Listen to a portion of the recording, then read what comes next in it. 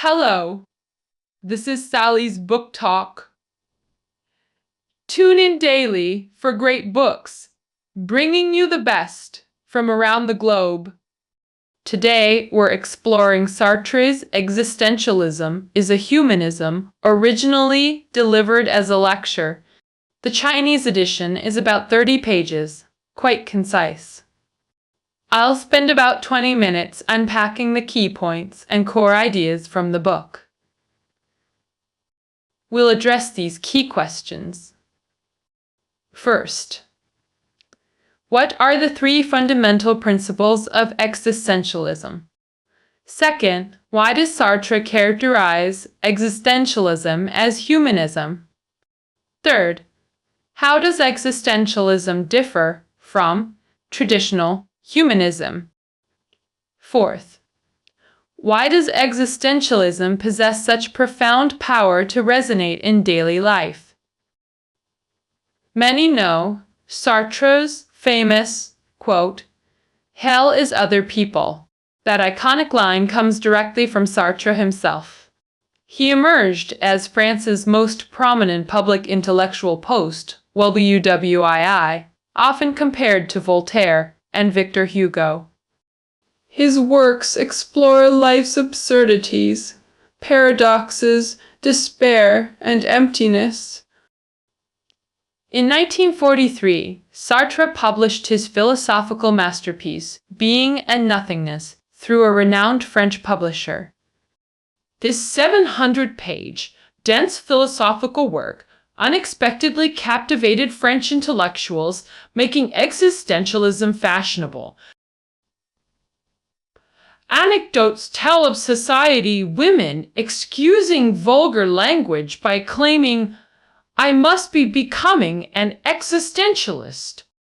This equated existentialism with reckless lifestyle choices. Most people misunderstood existentialism, using it as a trendy label for various behaviors. To clarify misconceptions, Sartre delivered his landmark lecture, Existentialism is a Humanism, on October the 29th, 1945. This speech served as existentialism's manifesto, igniting an intellectual explosion. The event drew chaotic crowds, chairs smashed, fights erupted, people fainted, hysterical shouts echoed, and ticket counters were destroyed. Attendees described it as divine revelation, a new world born in that moment.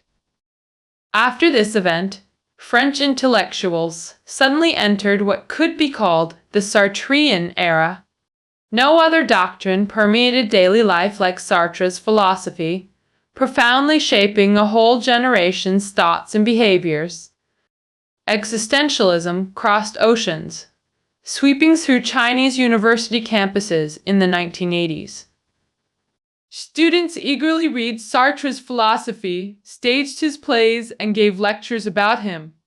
Young minds deeply influenced by existentialist thought. To understand this influential movement, we must first discuss existentialism's three principles. 1. Existence precedes essence. Second, every individual must make their own choices. Third, everyone must take responsibility for their choices. These three principles are interlinked. To fully grasp existentialism, all three components are essential. The first principle, existence precedes essence. First point, existence precedes essence. This statement serves as existentialism's foundational pillar. To understand this, we must clarify two key concepts, existence and essence. The concept of existence is relatively straightforward.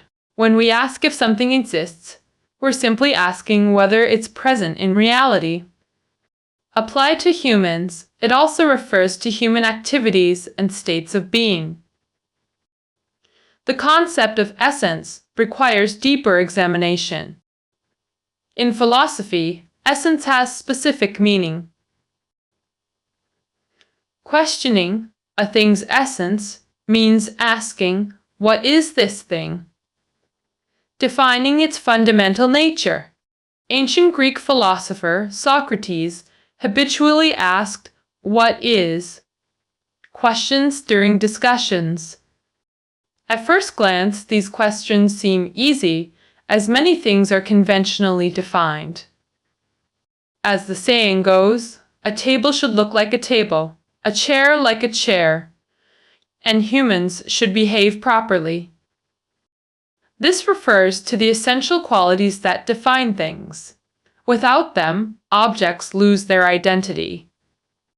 Like carpenters creating tables, blueprints come first, then the physical object. In this sense, traditional philosophy claims essence precedes existence. Universal definitions come before individual instances. Secondly, Sartre argues that essence precedes existence doesn't apply to humans. Unlike houses or furniture, humans aren't prefabricated entities. Human existence isn't static or confined to fixed forms. We're dynamic beings, constantly navigating life's contingencies and circumstances. We possess self-determination, thinking, acting, and shaping ourselves through choices. Sartre revolutionized philosophy by asserting, existence precedes essence. This offers a radical new lens for understanding humanity. Existence here is verb-like, actively creating oneself through living. This perspective emphasizes self-creation through existence rather than predetermined nature. We become defined through actions, not predetermined notions. Thus, humans can't be pre-timed. We exist before being conceptualized. In temporal terms, human existence means perpetual becoming, constantly evolving beyond current states. Sartre famously stated, "Man is nothing else but what he makes of himself." This future-oriented self-creation constitutes existentialism's core principle. Fourth, this principle not only shifts perspectives but demands active self-creation. Easier said than done. Observing daily life reveals how often we prioritize essence over existence. We frequently let trends and others' opinions dictate our self-perception. In such cases, we lose authentic selfhood. Our self becomes just a reflection of societal norms. This existential condition is notoriously hard to escape. Like frogs in warming water, we're trapped by inertia and dependency. This revolutionary concept of existence precedes essence directly challenges our daily conventions. It advocates courageous reflection, questioning established patterns to create new ways of living. Let's recap. Existentialism's primary principle: existence precedes essence. This asserts humans have no fixed nature or eternal norms. We're self-created through choices. This validates the idea that humans shape their essence through lived experience. It not only overturns traditional perspectives, but demands active creation of new cognitive frameworks. Now we examine existentialism's second principle: personal responsibility in choice-making. First, freedom constitutes human dignity. Our essence forms through self-determined choices. This means humans exist in freedom, able to transcend present limitations through choice. Sartre argues even under fascism, one remains free to choose resistance or compliance. He claimed constraints best reveal our capacity for exercising free will. Freedom enables creating personal meaning, distinguishing us from inanimate objects. Second, we must courageously exercise this freedom through decisive choices. But confronting freedom means facing existential uncertainty, an uncomfortable void. Following societal norms provides comforting simplicity. Choosing among infinite possibilities brings paralyzing uncertainty and dread. Hence, Sartre's observation, man is condemned to be free. To escape freedom's burden, people often submit to authority or destructive impulses.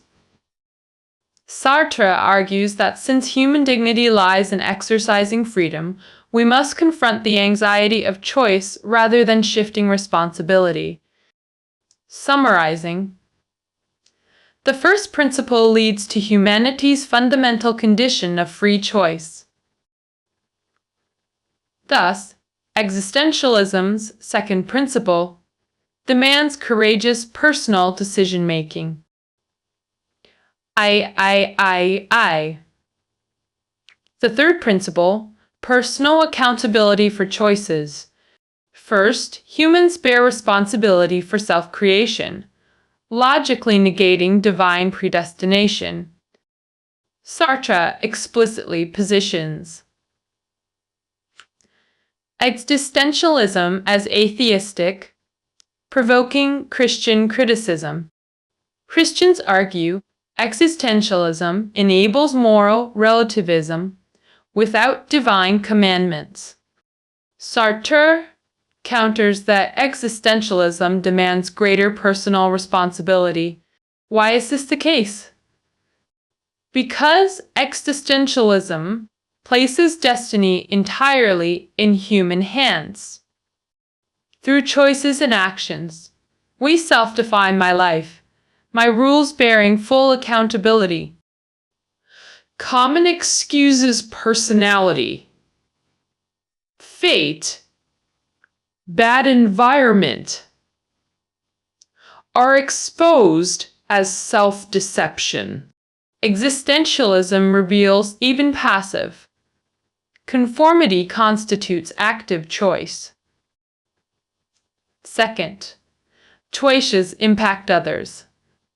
Responsibility extends beyond self. Existentialism urges rejecting blind obedience to norms, consciously inventing values through choice. Sartre emphasizes that invention and choice aren't arbitrary. Every decision occurs within specific contexts. Making meaningful choices requires understanding one's existence and life's rhythms. Choices inevitably affect others. Our decisions carry social weight. A military officer's wartime decisions directly impact soldiers' lives. Thus, choices bear dual responsibility for oneself and affected others. Recap. The third principle demands accountability for self-creation and social impact. Understanding involves personal accountability and awareness of societal consequences. Two examples from Sartre's life illustrate these principles. How should one actually make existential choices? Let's examine practical cases. First, his radical love pact with Simone de Beauvoir. Second, refusing the 1964 Nobel Prize in Literature. Both groundbreaking acts. Sartre and Beauvoir maintained lifelong partnership, without marriage. They believed love alone justified cohabitation, rejecting social obligations. They viewed marriage as imposed social constraint limiting freedom. Their unique contract included 1. Freedom for external relationships. 2. Marni transparency about all affairs. First clause prevented possessive love dynamics. Second clause demanded absolute honesty about emotional states. This 1930s arrangement scandalized French society. Remarkably, they maintained this pact throughout their lives. Second example, the Nobel refusal incident. In 1964, Sartre rejected the Nobel Prize to avoid institutional corruption. Refusing the Nobel Prize naturally drew criticism and pressure. Yet Sartre staunchly defended his principles.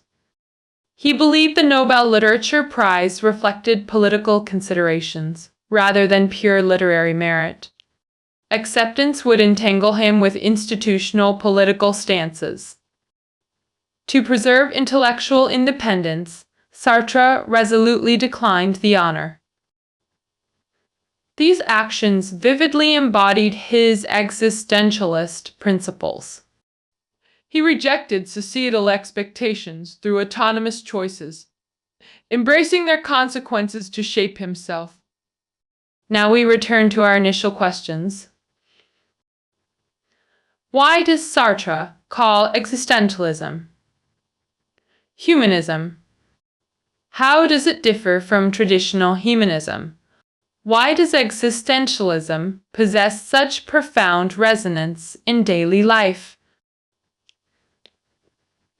First, Sartre's critique of traditional humanism.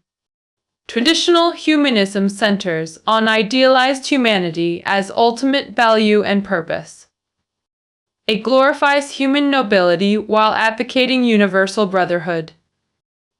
Sartre satirized such idealism through Roquentin and Nausea, exposing humanist hypocrisy. Humanists obsess over love and hope while denying humanity's darker realities, treating them as taboos. This constitutes self-deception, escaping into humanist fantasies. Existentialism demands confronting existence's harsh truths and psychological voids. Second, existentialism respects authentic lived experience and autonomous capability. Humans remain perpetually undefined, with no ultimate purpose. We don't possess a singular self. Multiple selves intertwine and conflict. Human existence means confronting this complexity through self-awareness and decisive action. Sartre viewed life as autonomous exploration, constant transcendence of present states. True dignity lies not in perfection, but confronting absurdity while creating meaning. Thus, existentialism authentically engages with human reality. By respecting authentic experience and autonomy, it constitutes true humanism. Third, existentialism's historical context. Post-Wedieu, WII France provided fertile ground for this philosophy. Traditional values shattered after the war's devastation. Growing atheism removed the divine father figure providing existential security. Without God, humanity faced existential freefall. Without absolute reference point, old values destroyed, new values needing creation. This historical vacuum birthed existentialist philosophy. Sartre's philosophy focused on daily human conditions and authentic existence. It acknowledged existential isolation while empowering self-creation, becoming both architect and bearer of one's destiny. This solitary heroism carries inspiring, buoying power. We've now addressed why existentialism constitutes humanism. Let's recap key points. This episode explains why existentialism is considered humanism. First principle: existence precedes essence, rejecting fixed human nature. Humans continuously shape their essence through lived experience. Second, every individual must courageously exercise their freedom to make personal choices. Third, everyone must take responsibility for their choices, both for self-definition and social consequences. We then examined two examples from Sartre's life, demonstrating existential principles in action. Finally, we explored why Sartre positioned existentialism as humanism, contrasting with traditional humanism's idealized human concept. Sartre focused on daily human struggles, confronting humanity's darker aspects like absurdity and vulnerability.